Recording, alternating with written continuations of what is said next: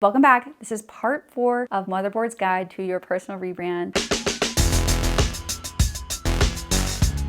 Habits 101. How to form habits that actually stick. If you haven't watched the first 3 parts of the series, highly encourage you to go back. I'll talk about it till I'm blue. You can try to change all the habits that you want, but nothing's gonna change until you change the story you tell yourself about yourself. And that is what parts 1 through 3 are all about. So if you haven't watched that yet, please go back and watch it. But now, if you've already gone through all that process and you're ready to actually implement this new identity, this shift in your identity, that's where we are, part 4. This is basically like Habits 101. I highly recommend reading or listening to Atomic Habits by James Clear. That's where a lot of this information comes from. I'm kind of just like condensing it, like the Cliff Notes version, but his book changed my life and I highly recommend it.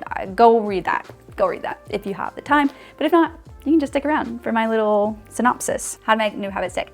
Habits 101, baby. The first life unlock, and this is something that I learned from James Clear, it is habit stacking. It's basically the idea integrating a new habit into your life by stacking it onto a habit that you already have established in your life. Like something that you do with no thought, like brushing your teeth or making your coffee. Something that you already do every day, stacking a new habit that you want to add to your life into your day by just like combining it with the habit that already exists. First thing you have to do is you have to make a list of all the things that you already do naturally, all the habits that you already do naturally in your life. These are things that you do automatically, you don't have thought to them, you don't have to really think about.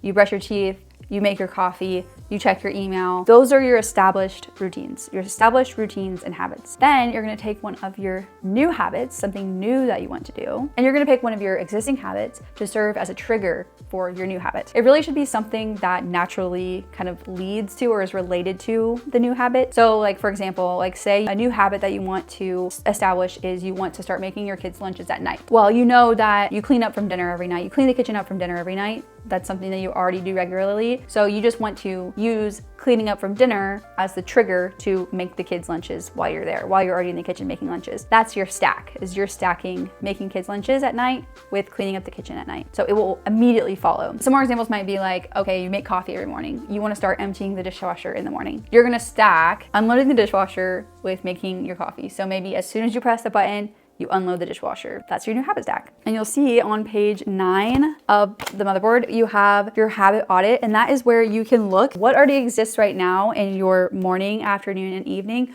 What are already your established patterns and routines? That's where you can get some ideas for triggers for new habits that you want to add into your days. And what's very important to remember, there really is no such thing as good or bad habits. Habits are either effective or ineffective in getting you towards your goals. There really is no shame here. Like you do not need to be shaming yourself. You do not have to be feel guilty in any sort of way. It's like you're taking inventory, you're taking stock. It's like the way my days are going, are they leading me in the direction that I want to be headed? And if the answer is yes, then girl, you're good. If the answer is no, this isn't really like leaning me in the way I want to be going and like the way I know that I want my life to be going, you have the power. That is where you have the power to say, okay, I see it, I'm gonna change it. In order to create new habits, I think it's really helpful to understand how a habit is formed. And that is something called the habit loop. Something to remember is the habit loop. So it starts with a cue. A cue is like the trigger or the signal that initiates the habit. It's the event or a situation or feeling that prompts you to do a certain behavior. The cue or that trigger leads to the routine or the behavior. That is the actual behavior. That's the actual habit. That behavior then leads to the reward, that like positive, feel good outcome or benefit that you get from the behavior. The reward is what reinforces to your brain to repeat that behavior. So then trigger happens again, your brain does the behavior again because it's anticipating that feel good reward. Cue, behavior, reward. The more times you complete that cycle, the more times you react to the cue with your behavior and you feel and experience the reward, that habit then becomes ingrained and automatic. It becomes something that you don't even have to think about anymore. It becomes a part of who you are and how you function in the world. That's how you create a habit. Knowing that, knowing the science behind like how to make a habit, and you want to be in control of the habits that you're creating or getting rid of. You can manipulate each of the parts of the cycle to manipulate your brain into integrating a new habit, making it automatic and making it a part of who you are. So like for the cue, you want to make it as obvious as possible. For the routine or behavior, you want to make it as attractive and enjoyable as possible. For the reward, you want to make the reward as satisfying as possible. So here's how to take a new habit and actually make it stick. So let's say, for example, you want to start a new habit of always having a clean kitchen before you go to bed at night. Never waking up to a dirty kitchen ever again in your life. That's your new habit. Cleaning the kitchen before you go to bed. To make the cue or the trigger to make it as obvious as possible. That's why I personally have a visual cue in my kitchen of my closing shift that reminds me like, hey, this is what you're doing before you go to bed at night. I have like the step and I have it out in my kitchen to remind me. Then you want to make the routine or the behavior as attractive and as enjoyable as possible. Ooh, I'm going to put my AirPods in and I'm gonna be listening to an audiobook, or I'm gonna be listening to my favorite podcast, or I'm gonna be watching Real Housewives in the background as I'm cleaning up the kitchen. I'm gonna start looking forward to cleaning the kitchen because that's my time to listen to my show. The third part, making the reward as satisfying as possible. So for a clean kitchen, as soon as you're done, getting to light your favorite candle, even just acknowledging how satisfied you are, like at the end of the night before you go to bed, taking a moment to look at your kitchen and being like, oh yeah, good job, girl. Like, go girl, you did that. Like, that's amazing. Even a step further, in the morning when you wake up and you wake up to a clean kitchen, just taking a minute every morning to being like, wow, thank you, nighttime Carrie. Like, good job, girl. Thank you for that. I'm so thankful for you. Cementing in your brain how satisfied you feel, the fact that you did that and you feel amazing, that is going to help you feel that reward. That's what I mean. That's how you're manipulating the loop. I feel like that was a lot of words. That was a lot of words. But this is how you can remember it very simply. Basically, habits that you want to happen, you want to make them as easy as you can. You want to reduce the friction. Habits that you don't want, habits that you want to get rid of, you want to make them as hard as you can. You want to increase the friction. To make habits go away, you want to increase the friction, make them more difficult to occur. So say you want to exercise every morning. To make that easier, to reduce the friction, you can set your workout clothes out the night before. You can fill your water bottle up the night before, so that all you have to do is feet out, shoes on, out the door. For example of a habit that you don't want and a habit that you want to go away, you want to increase the friction, you make it harder. A habit that I got rid of last year was doom scrolling before bed. I had no impulse control. I realized that I had to make it physically difficult for me to doom scroll. What I started doing was I only charge my phone in the kitchen at night. So if I want to doom scroll, I have to do it standing up at the kitchen counter. You just want to make it more difficult for yourself to do something that you don't want to do. Something you want to do, make it easier to do. Something you don't want to do, make it more difficult for yourself to do. Something that's kind of psycho that really helps is splitting yourself into now you and future you. You're gonna start thinking about yourself in the third person, which is gonna feel strange at first, but I'm telling you, it is very helpful. It is very helpful because we've learned that to make a habit really stick, you need to feel that reward loop complete. And for a lot of these habits that you're integrating into your life, they just take time and they take consistency to show up, to really feel that reward loop. Like, you know, if you've ever had a period of time where I haven't been working out, I haven't been going to the gym, like getting back into that reward loop of feeling good again after and reminding yourself of, oh yeah, like I enjoy this. I like feeling good after going to the gym. Getting there, it takes some time. It takes some time. So splitting yourself into today you and tomorrow you, morning you and night you really helps. For example, like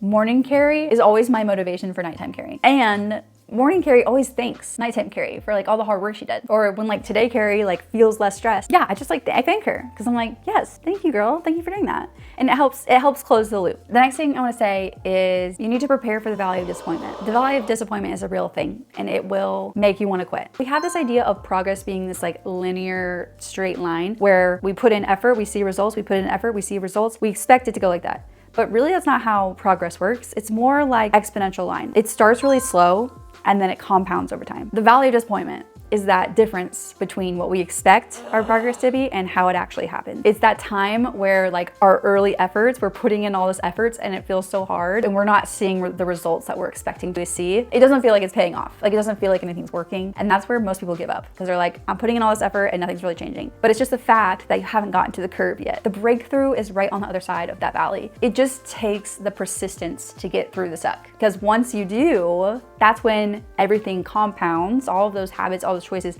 compound and it feels like the results happen overnight, or it feels like all of a sudden it's all working. But it's really the fact that it's been slowly happening over time. You have to expect that there's gonna be a time where you're putting in the effort and it feels like nothing's changing. It just takes pushing through that to get to the other side to feel the breakthrough, feel something change. And on that note, we're all about baby steps. We're all about forward motion. And this is something that I'm really working on this year. It's we have to be queens of the reset and we can reset every hour if we want to. We have to believe the story that we can make new choices every minute, every hour. Like we have that power in each moment, and we can take imperfect action forward. Like we're not gonna be perfect ever. Like never will it ever go perfectly to plan. And that is literally fine. That is life. The way to get to the breakthrough, the way to get through that valley of disappointment is to just keep going, is to just keep making the choices you want to be making and heading in the direction that you want to be heading. It's not like throwing the baby out with the bathwater, like saying like, oh, well,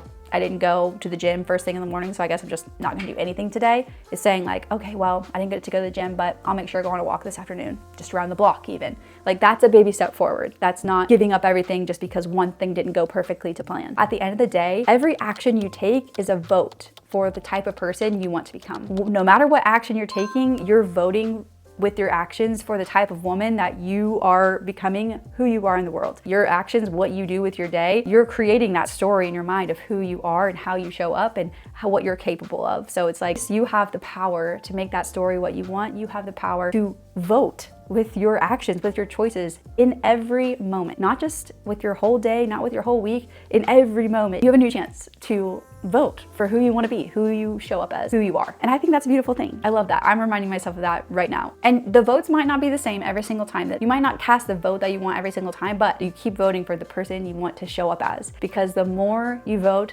the more you act, the more votes are stacking up, you're building the bricks of this new reality, of this woman, of this person that you are becoming with your actions. And the more you do it, the more your brain solidifies that belief in who you are and at who you show up as. And the easier it is to show up as that person, the easier it becomes to naturally, automatically, without thought, that's who you show up as, because that's who you are, because you have all this evidence showing that that's who you are, that's how you show up, that's what you're capable of. Oh, isn't that so good? Isn't that so good? So good. Last thing I'm gonna say, because I'm almost out of battery. If there's a habit that is very important to you, that is like core to this identity that you're creating in your life, you need to tell yourself that you never miss it twice. You miss it once sometimes, and that's fine. You miss it once, that's just life. That's how it goes. But you never miss it twice. That's it. You never miss twice. And if you find yourself missing it twice or missing it 3 days in a row or like feeling totally off kilter, oh, you did it twice, but then you never did it again, doesn't mean you're not capable or it's not possible. It just means, going back to the habit loop, you either need to make it easier or you need to make not doing it harder. That's it. You just have data to show that you need to adjust something in your habit loop to either make it harder to not do or easier to do. And then the other thing is, if you're really having trouble, when it comes to habit change or behavior change, the Goldilocks rule is real. To have a sustainable habit, it needs to be something that's like just beyond your current ability or just beyond what your brain conceives as like possible. You don't want to go from like never working out to saying like, I'm gonna run 5 miles a day. That's not gonna last very long. But maybe just saying, starting at, I'm gonna go for a walk every day, or then I'm gonna go for a walk and jog some days or whatever. You want to gradually build up. It's amazing to have the goal of I'm gonna run 5 miles a day, I'm gonna be a runner, but it will take time to get there because you're stretching yourself and growing your perception, the story of yourself day by day. And once this feels easy and automatic, once the walk feels easy and automatic, then you're stretching yourself to the next step of like, I'm gonna jog some days. And once that feels easy and automatic, then you're stretching yourself to the next one, and so on and so forth. Okay, whoa, that was a lot of information, so hopefully that was helpful. And yeah. Stick around for the next part. We'll talk about how to actually follow through to make it happen. Make your dreams come true. Okay, see you later.